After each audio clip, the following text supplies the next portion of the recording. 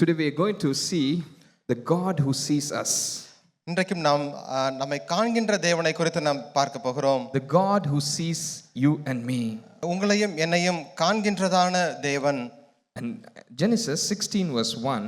ஆதியாகமம் 16ஆம் அதிகாரம் 1ஆம் வசனம். Now Sarah, Abraham's wife, bare him no children, and she had an handmaid, an Egyptian, whose name was Hagar. ஆபிரகாமுடைய மனைவியாகிய சாராய்க்கு பிள்ளை இல்லாதிருந்தது. எகிப்து தேசத்தாலாகிய ஆகார் என்னும் பெயர் கொண்ட ஒரு அடிமை பெண் அவளுக்கு இருந்தாள். So Abraham, he had an Egyptian handmaid. இந்த இடத்திலே ஆபிராமுக்கு ஒரு எகிப்திய அடிமை பெண் ஒருவள் இருந்தாள். And we do know what had happened. அவளுக்கு என்ன நடந்தது என்பதை யாவரும் அறிந்திருக்கிறோம். And now because Sarah did not bear the child, அவளுக்கு பிள்ளை இல்லாதிருந்தபடினாலே, and how did Sarah treat Hagar? Sarai அவளை எவ்விதமாய் நடத்தினாள்? And in verse 6, 6ஆம் வசனத்திலே, but Abraham said unto Sarah, அதற்கு ஆபிராம் சாராயை நோக்கி, behold, thy maid is in thy hand, இதோ உன் அடிமை பெண் உன் கைக்குள் இருக்கிறாள். do to her as it pleaseth thee. உன் பார்வைக்கு நலமானபடி அவளுக்கு செய் என்றான். And when Sarah dealt hardly with her, அப்பொழுது சாராய் அவளை கடினமாய் நடத்தினபடியால், she fled from her face. அவளை விட்டு ஓடி போனாள். So Hagar, she despised Sarah. இந்த இடத்திலே ஆகார் அவள் சாராயை அவர் அற்பமாக எண்ணினபடியால், And what Sarah is doing back, Sarai அதற்கு பதிலாக என்ன செய்தால்? Sarah dealt hardly with Hagar. Sarai அவளை கடினமாய் நடத்தினாள். And because of that, அது நிமித்தமாக, and Hagar fled from her mistress' face. ஆகார் அவளுடைய எஜமாட்டியாகிய சாராயை விட்டு அவள் ஓடி போனாள். And now after as she was running, அவள் அவிதமாக அவள் ஓடி போகும் பொழுது, she didn't know where she was running. அவள் எங்கே போகிறாள் என்று சொல்லி அவள் அறியாதவளாக போனாள். But she just wanted to escape Sarah. அவள் அந்த எஜமாட்டியை விட்டு அவள் போனால் போதும் என்று சொல்லி அவள் போய் கொண்டிருந்தாள். And in verse 7, 7ஆம் வசனத்திலே, it starts with, and the angel of the Lord found her. கர்த்தருடைய தூதனானவர் அவளை கண்டு. The angel of the Lord found her. கர்த்தருடைய தூதனானவர் அவளை கண்டு. It was not Hagar who found the angel of the Lord. ஆகார் கர்த்தருடைய தூதனை அவள் காணவில்லை. It is the angel of the Lord who found Hagar. கர்த்தருடைய தூதனானவர் ஆகாரை கண்டார். And what is he asking? அவர் என்ன கேட்டார் அவளிடத்திலே? Whence camest thou, and whither wilt thou go?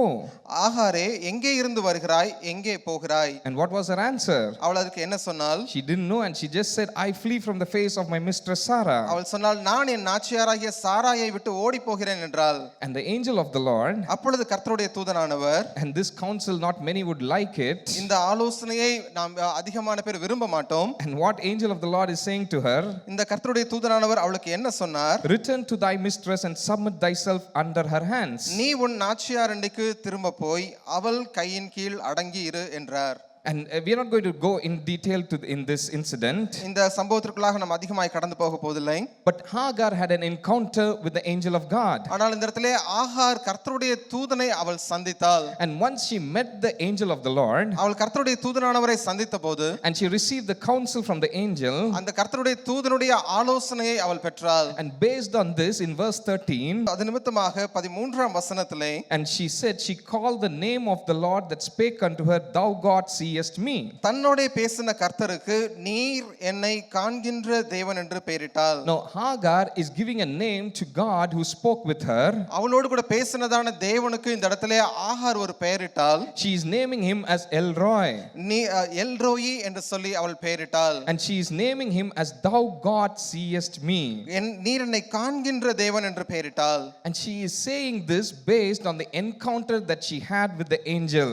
இதை அவள் அந்த கர்த்தருடைய தூதனானவரை கண்டது நிமித்தமாக அதன் அடிப்படையிலே தேவனுக்கு அவள் இந்த பெயரிட்டாள். If somebody had met Hagar before that, ஆகாரை நம்ம யாராவது அதற்கு முன்பதாக சந்தித்திருந்தால், she would not have known this God who sees her.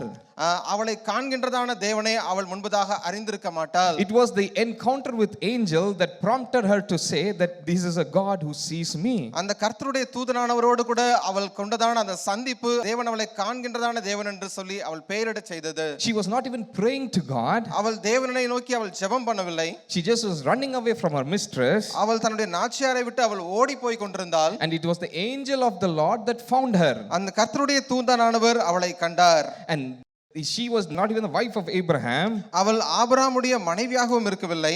but the angel of the Lord, for the sake of Abraham, ஆனாலும் ஆபிரகாம் நிமித்தம் கர்த்தருடைய தூதனானவர் he going and finding Hagar.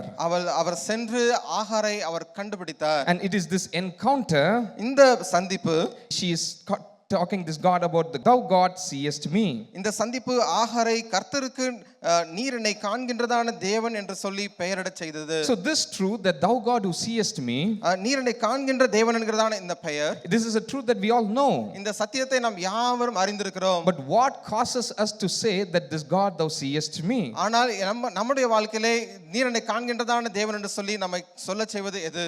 Do we need an encounter with an angel to say thou God who seest me? நாம் ஆகாரை போல ஒரு தேவதூதனோடு கூட ஒரு சந்திப்பிற்கு பிற்பாடு நீர் என்னை காண்கின்றதான தேவன் என்று சொல்லி நாம் சொல்லுகிறோமா? Or when do we believe that God is seeing us? நாம் எப்பொழுது விசுவாசிக்கிறோம் தேவனே நீர் என்னை காண்கின்றதான தேவன் என்று சொல்லி? Or we totally forget that he is a God who never sees? அல்லது தேவன் நம்மை காண்கின்றவர் என்பதை நாம் முழுவதுமாக மறந்து போயிருக்கிறோமா? And we will live as we want. நாம் நினைத்த பிரகாரமாக நாம் வாழ்ந்து கொண்டிருக்கிறோமா? But here the name of God is thou God who seest me. ஆனால் இந்த இடத்திலே சொல்லப்பட்டிருக்கிறது நீர் என்னை காண்கிற தேவன் என்று.